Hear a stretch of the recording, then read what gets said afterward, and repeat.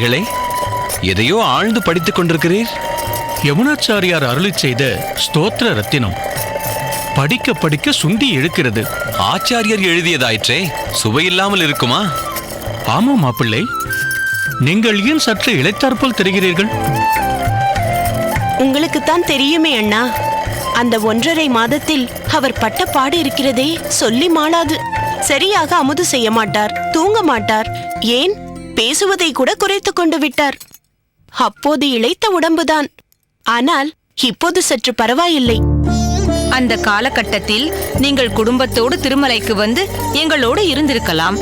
வேளா வேளைக்கு பெருமாளை திருப்தியாக தரிசனம் செய்திருக்கலாம். உங்கள் அண்ணாவிடம் கூட எத்தனையோ முறை சொன்னேன், நீங்கள் நேரில் போய் அவர்களை அழைத்து வாருங்கள், மாப்பிள்ளை மன நிம்மதி இல்லாமல் கிடந்து தவித்துக் கொண்டிருப்பார் என்று. இவருக்கும் அந்த சமயத்தில் ஏதேதோ வேலை வந்துவிட்டது. இதோ போகிறேன் அதோ போகிறேன் என்று சொல்லிக்கொண்டே இருந்தாரே தவிர போகவே இல்லை. திருமலைக்கென்ன, பக்கத்தில் இருக்கும் மதுரமங்கலத்திற்கே நான் கூப்பிட்டு வரவில்லையே. எங்குமே போகக்கூடாதென்றில்லை, ஆனால் அப்போது எதையுமே யோசிக்க தோன்றவில்லை. மனம் மறுபடி அந்த தீர்ப்பு பற்றியும் அதன் சம்பந்தமான சம்பவங்களையும் பற்றித்தான் சுற்றி சுற்றி வந்து கொண்டிருந்ததே ஒழிய வேறு எண்ணங்களே மனதில் இல்லை. ஒன்றை நினைக்காதே என்று மனதிடம் சொன்னால் அது பிடிவாதமாக அதைத்தான் நினைக்கும்.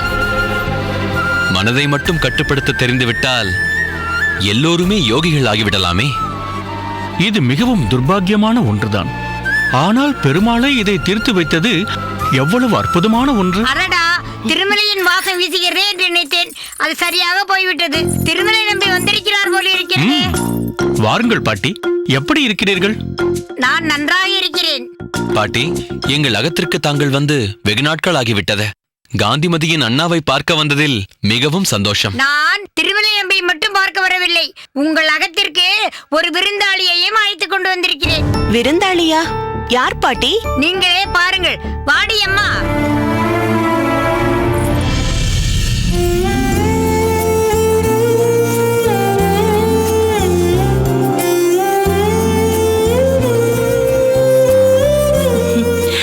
தஞ்சமாம்பா, இது என்ன அதிசயம்? நானும் அதையேதான் கேட்டேன். என்னடி அம்மா, ஆற்று பழக்கம் அகத்து வரை வந்துவிட்டதோ என்று பதிலே சொல்லவில்லை. காந்திமதியை பார்க்க வேண்டும் என்றால் அழைத்து வந்து விட்டேன். அது என்ன ஆற்று பழக்கம்? அதிரச பழக்கம் தானே எனக்கு தெரியும். மாமா, மாமியை முதலில் நான் ஆற்றங்கரையில் தான் பார்த்தேன். அதை தான் பாட்டி சொல்கிறாள்.